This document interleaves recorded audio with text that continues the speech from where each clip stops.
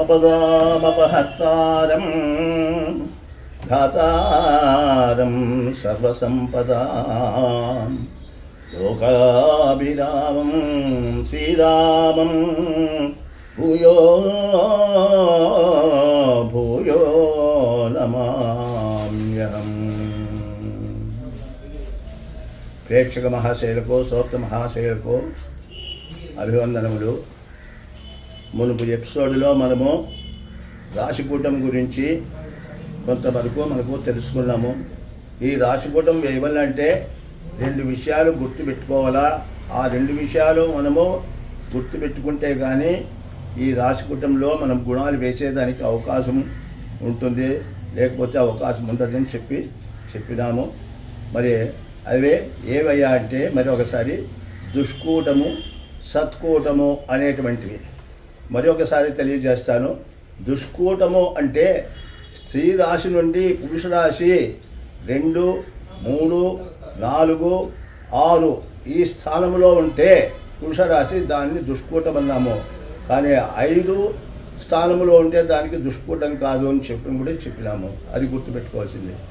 అట్లా సత్కూటం అంటే స్త్రీ రాశి నుండి 12, 11, 10, 8 ఈ స్థానాల్లో ఉంటే పురుష రాశి అది సత్కూటము। కానీ 9, 5 అన్నప్పుడు అది సత్కూటానికి కాదు అనేటువంటి విషయం కూడా మనం ముందుగా చెప్పినాను। మరి ఇప్పుడు ఈ దుష్కూటానికి సత్కూటానికి మనం గుణాలు ఎట్లా వేయాలనేది మళ్ళీ ఇప్పుడు తెలియచేస్తాను। ఫస్ట్ దుష్కూటానికి మనము ఎట్లా వేయాలా, దుష్కూటమైనప్పుడు గుణాలు ఎట్లా వేయాలా అనేది మీకు ముందుగా తెలియచేస్తాను। దుష్కూటే యది యోని మైత్రిం అవలాదూరం తదా అంభోదయ నోచేత్కం అనయో యదైకమిహ భూః భాంగ్రైష్క్యకే ఖం గుణాః అనేటువంటి ఒక శ్లోకాన్ని అనుసరించి ఈ దుష్కూటమైనప్పుడు గుణాలు వేసేదానికి చెప్పినాడు। దుష్కూటే ఇది యోని మైత్రి అవలాదూరం, యోని మైత్రి అన్నప్పుడు యోనికూటంలో మీకు చెప్పాను, పాము, ముంగీస, ఏనుగు, సింహము ఇవి వైరము।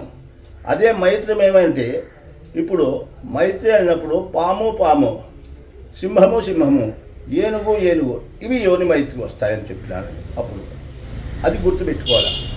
ఆ విధంగా దుష్కూటమయ్యి అంటే స్త్రీ రాశి నుండి పురుష రాశి 2 కానీ 3 కానీ 4 కానీ 6 కానీ ఈ రాశుల్లో ఉన్నప్పుడు అప్పుడు అది దుష్కూటం ఎట్లా అవుతుంది? యోని మైత్రి అన్నప్పుడు అక్కడ ఈ యోని మైత్రి అనేది వచ్చింది అంటే తర్వాత దానికి తోడు అబలాదూరం ఆటోమేటిక్గా వస్తుంది। ఎందుకంటే పురుష రాశి నుండి స్త్రీ రాశి 13 నక్షత్రాల పైన ఉంటే అబలాదూరము అంటారు। కాబట్టి ఆ అబలాదూరము ఆటోమేటిక్గా వస్తుంది, ఎట్టి పరిస్థితుల్లోనూ దుష్కూటమైనప్పుడు వస్తుంది। కాబట్టి ఇక్కడ యోని మైత్రి మాత్రం మనం గ్రహించుకోవాలి। అట్లా గ్రహించుకున్నప్పుడు ఆ విధంగా యోని మైత్రి అబలాదూరము 2 వచ్చి దుష్కూటమైనప్పుడు 4 గుణాలు వేసుకోవాలా। అనయో దానిలో దానిలో ఏ ఒక్కటి వచ్చినా కూడా, ఒకటి రాకుండా ఒకటి వస్తే భూహు ఒక్క గుణం వేసుకోవాలా। అంటే అక్కడ యోని మైత్రి లేకుండా అబలాదూరం ఆటోమేటిక్గా వస్తుంది కాబట్టి యోని మైత్రి ఒకటి మనం గుర్తుపెట్టుకోవాలి।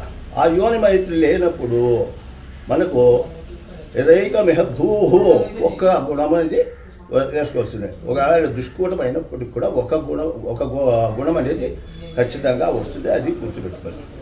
యదైకమిహ భూహు భా అంగ్రైష్క్యకే ఖం గుణాః, భా అంటే నక్షత్రంలో, ఆ అంగ్రియ అంటే పాదములు, ఆ పాదములో ఐక్యమైనప్పుడు ఏకమైనప్పుడు ఒకటే అయినప్పుడు గుణము లేదు। ఏకక్షే ఏకపాదేదో ప్రాణహానిదాన అనేటువంటి శ్లోకం ఉండే అది ఇక్కడ అన్వయిస్తారనమాట, దాన్నే ఇక్కడ చెప్పినాడనమాట। భా అంగ్రైష్క్యకే ఖం గుణాః అన్నాడు। ఒకే నక్షత్రము ఒకే పాదాలు ఇద్దరివి అయినప్పుడు అట్లా స్త్రీ నక్షత్రం కానీ పురుష నక్షత్రం కానీ ఒకే పాదం అంటే అశ్విని ఒకటి అనుకోండి, అశ్విని ఒకటి అమ్మాయిది, అశ్విని ఒకటి భరణి ఆ అబ్బాయిది అయినప్పుడు అది అంగైక్యము అంటారు। కాబట్టి అటువంటప్పుడు సున్నా గుణాలు వేసుకోవాల్సి వస్తుంది। ఈ విధంగా దుష్కూటానికి మనము గుణాలు వేసుకోవాల్సి వస్తుంది. ఇక సత్కూటం గురించి తర్వాత ఎపిసోడ్లో మీకు విశదం చేస్తాను. శుభమస్తు.